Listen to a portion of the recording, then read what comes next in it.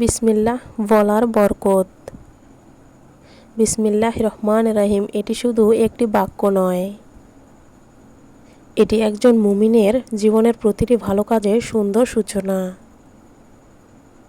এর অর্থ পরম করুণাময় অসীম দয়ালু আল্লাহর নামে শুরু করছি। যখন একজন মানুষ আন্তরিকভাবে বিসমিল্লাহ বলে কোনো কাজ শুরু করে, তখন সে নিজের শক্তির ওপর নয়, বরং আল্লাহর সাহায্য ও রহমতের ওপর ভরসা প্রকাশ করে। এতে কাজের মধ্যে বরকত আসে, অন্তরে প্রশান্তি জন্মায়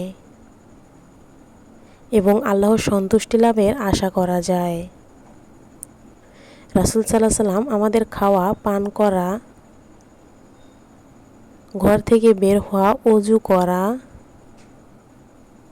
যানবাহনে ওঠা এবং অন্যান্য অনেক ভালো কাজের আগে বিসমিল্লাহ বলতে শিক্ষা দিয়েছেন। এটি আমাদের প্রতিদিনের জীবনকে ইবাদতের রূপ দিতে সাহায্য করে। বিসমিল্লাহ বলার কিছু বরকত: 1. আল্লাহর রহমত লাভের আশা জাগে। প্রতিটি ভালো কাজ আল্লাহর নামে শুরু করলে তার রহমত ও সাহায্য কামনা করা হয়।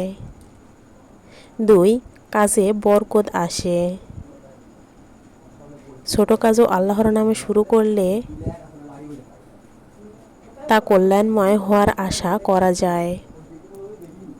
3. শয়তানের কুমন্ত্রণা থেকে সুরক্ষার কারণ হয়।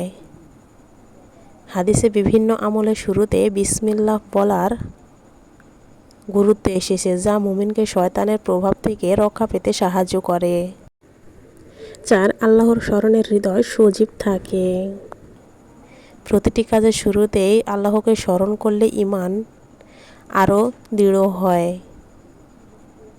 5. ভালো অভ্যাস গড়ে ওঠে। নিয়মিত বিসমিল্লাহ বলার মাধ্যমে প্রতিটি কাজকে আল্লাহর সন্তুষ্টির উদ্দেশ্যে করার মানসিকতা তৈরি হয়। জীবনের প্রতিটি হালাল ও উত্তম কাজে শুরু হোক বিসমিল্লাহ দিয়ে। এই ছোট্ট আমলটি আমাদের মনে করিয়ে দেয় যে সফলতা, বরকত ও কল্যাণের প্রকৃত মালিক একমাত্র আল্লাহ। তাই আসুন প্রতিদিনের প্রতিটি ভালো কাজের আগে আন্তরিকতার সঙ্গে বলি বিসমিল্লাহির রহমানির রহিম। আল্লাহ তাআলা আমাদের সবাইকে তার নামে প্রতিটি ভালো কাজ শুরু করা তৌফিক দান করুন, আমিন। হ্যালো বন্ধুরা, আজকের মতো ভিডিওটি এখানেই শেষ করছি। ভিডিওটি ভালো লাগলে অবশ্যই চ্যানেলটি সাবস্ক্রাইব করতে ভুলো না যেন। সবাই ভালো থাকুন, সুস্থ থাকুন। ধন্যবাদ সবাইকে।